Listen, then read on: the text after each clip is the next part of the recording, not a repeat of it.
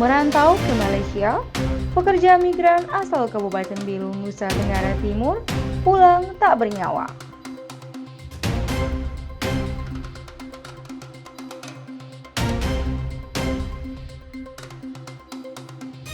Resmi dibuka, Gereja Anugerah siap menjadi tempat ibadah umat Kristiani Kota Tempua.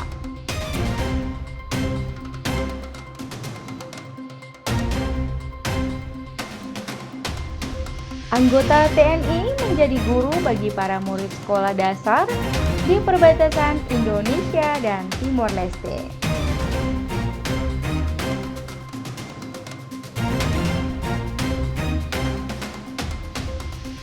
Selamat malam pemirsa, saatnya Anda menyaksikan Berita Belu, program berita teraktual terkait peristiwa dalam sepekan.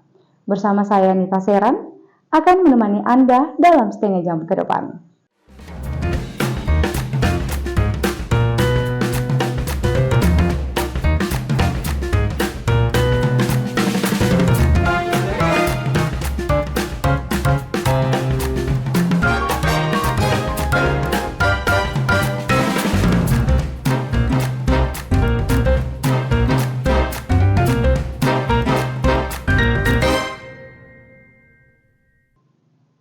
Seorang pria berusia 42 tahun asal Kabupaten Belu, Nusa Tenggara Timur yang mengadu nasib di Malaysia secara ilegal pulang tanpa nyawa.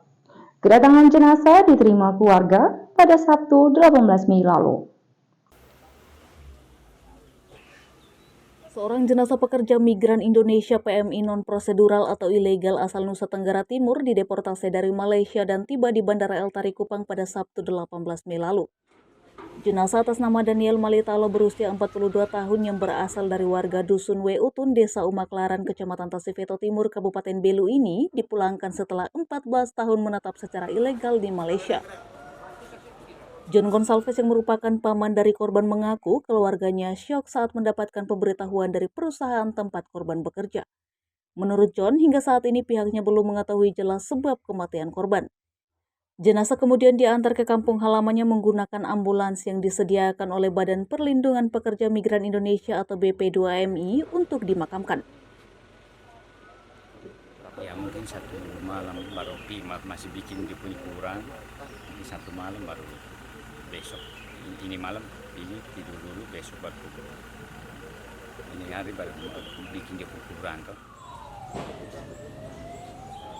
Kepulangan jenazah ini menambah jumlah kematian daftar pekerja migran Indonesia yang legal maupun ilegal. Keadaan ini cukup memprihatinkan lantaran mereka yang merenggang nyawa di perantauan dimayoritasi oleh masyarakat kecil menengah yang mengadu nasib untuk sesuap nasi. Suster Laurentina, salah satu pemuka agama Katolik yang juga menjadi ketua koordinator kargo yang khusus menangani kepulangan jenazah pekerja migran di Bandara El Tari Kupang berharap agar para pekerja migran ilegal yang terlanjur di tempat perantauan dapat mengurus dokumen-dokumennya agar tidak terjadi hal-hal yang tidak diinginkan di kemudian hari. Pekerja migran yang sudah terlanjur di negara penempatan, ya mereka semoga mereka juga dapat mengurus dokumen-dokumen itu sehingga ketika ada sesuatu hal mereka bisa di-cover oleh negara.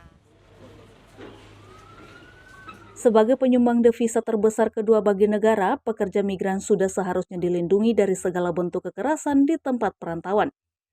Hal ini menjadi pekerjaan rumah bagi pemerintah Indonesia juga terkhususnya bagi pemerintah Provinsi Nusa Tenggara Timur yang hingga saat ini belum terselesaikan. Dari Kupang, Tim Liputan Timur TV melaporkan. Angka kematian pekerja migran Indonesia ilegal asal Nusa Tenggara Timur sejak awal tahun 2024 kini mencapai 37 orang. Hal ini disampaikan oleh Badan Perlindungan Pekerja Migran Indonesia. Memasuki pertengahan tahun 2024, 37 jenazah pekerja migran Indonesia asal Nusa Tenggara Timur berhasil dipulangkan. Angka ini berdasarkan data Balai Perlindungan Pekerja Migran Indonesia BP2MI atau BP3MI NTT. 36 jenazah merupakan pekerja migran ilegal dan 1 orang diantaranya pekerja legal. yang terdiri dari 37 laki-laki dan 7 orang perempuan yang tersebar di 18 kabupaten, dengan jumlah terbanyak berasal dari Kabupaten Malaka dengan jumlah 7 orang, diikuti Kabupaten Belu dan Sika masing-masingnya 5 orang. Meski di mayoritas pekerja non-prosedural, para perantau memiliki kriterianya masing-masing, sehingga untuk proses pemulangannya juga berbeda-beda. Di luar negeri itu dibagi atas 3 tipe kan. Ketika dia dari sini dia berangkat legal dan di sana dia tetap legal, itu biasa dibiayai oleh perusahaan. P3MI bisa terkenal. Jenazahnya sini ketika PMI kita yang dari sini dia ilegal, tapi dia di Malaysia mengakui dia sebagai pekerja legal oleh pemberi kerjanya. Biasa itu di pemulangan difasilitasi oleh pemberi kerjanya. Dan juga yang ketiga adalah jenazah yang dari sini dia berangkat ilegal dan dia tetap menjadi pekerja ilegal, yang akhirnya lebih banyak dibantu oleh paguyuban Flobamora kita yang ada di Malaysia. Menurut Suratmi Hamidah, Kepala BP3MI NTT, terdapat 2 faktor besar, yaitu kebutuhan ekonomi dan keterbatasan kualifikasi pendidikan yang menjadi penarik bagi warga yang ingin bekerja di luar negeri dengan tujuan Malaysia. Hal ini menjadi tuntutan besar bagi masyarakat dan juga menjadi momok tersendiri bagi negara untuk memberikan perlindungan dan pekerjaan bagi masyarakat di Indonesia, terkhususnya di Provinsi Nusa Tenggara Timur. Penariknya karena uang di sana mudah. Satu-satunya negara di dunia tidak mengukur kompetensi, Malaysia deh. Yang berikutnya saja gaji 5 jutaan kalau diuangkan Indonesia sekarang. Maksudnya mereka merasa dapat uang lebih mudah. Sebagai bagian dari warga negara Indonesia, negara sudah seharusnya memainkan peran yang lebih krusial untuk menyediakan lapangan kerja. Hal ini menjadi solusi untuk mengurangi pekerja migran ilegal. Dari Kupang, Tim Liputan Timur TV melaporkan. Harga beras yang masih melambung tinggi membuat ratusan warga menyerbu operasi pasar murah yang digelar Perum Bulog di kantor cabang Kota Atambua. Warga berharap pemerintah lebih serius menurunkan harga beras di sejumlah pasar.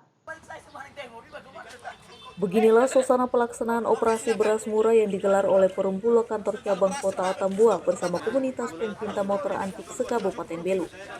Sejak pagi Gor El Abone Atambua yang menjadi titik kegiatan telah ramai oleh ratusan warga yang mengantri untuk mendapatkan beras murah.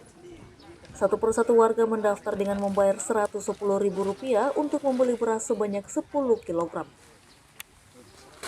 Kalau harapan kami kalau bisa pemerintah tuh memperhatikan supaya harga beras itu diturunkan dengan kehidupan masyarakat yang saat ini mencari nafkah itu sangat sulit. Ya, pengaruh juga. Kalau ini ada beras murah begini bantu mereka tidak? Sangat membantu. Harapan kami untuk pemerintah harga beras itu bisa diturunkan.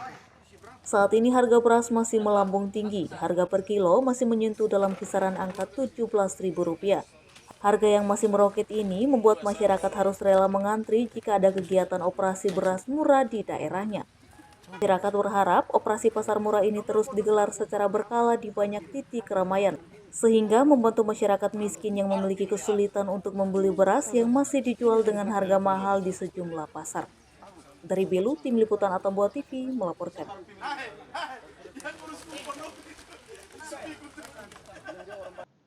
Bupati Belu, Dr. Agustinus Toolit, menyoroti penyakit kolera dalam simulasi penanggulangan kejadian berpotensi wabah yang digelar Kementerian Kesehatan di PLBN Mota Ain.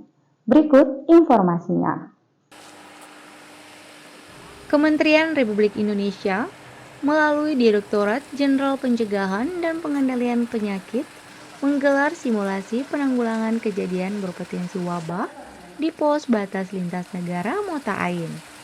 Simulasi bertajuk penanganan kejadian penyakit kolera di lintas batas ini diawali dengan apel kesiapan yang melibatkan kurang lebih 150 anggota gabungan personel TNI Polri, staf BNPB PLBN Mota Ain, dan unsur CIKS PLBN Mota Ain.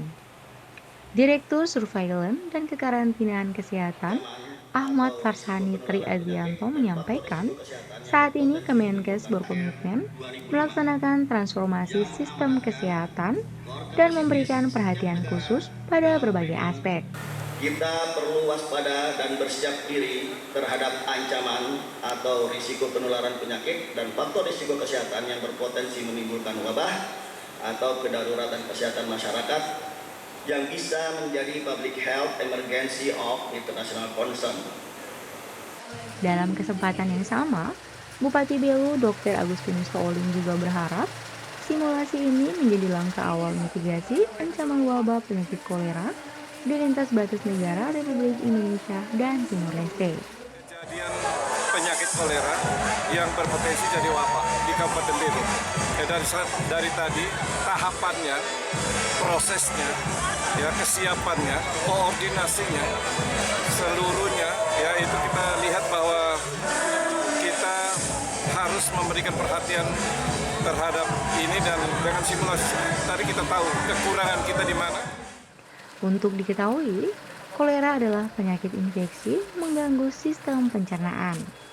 Penularan kolera kerap berasal dari air yang terkontaminasi bakteri Vibrio cholerae.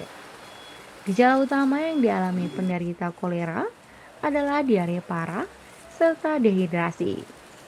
Kasus kolera kerap mewabah pada negara berkembang yang memiliki sistem sanitasi buruk, padat penduduk, area perang, atau kawasan bencana alam. Dari Belu, tim liputan Atambua TV melaporkan.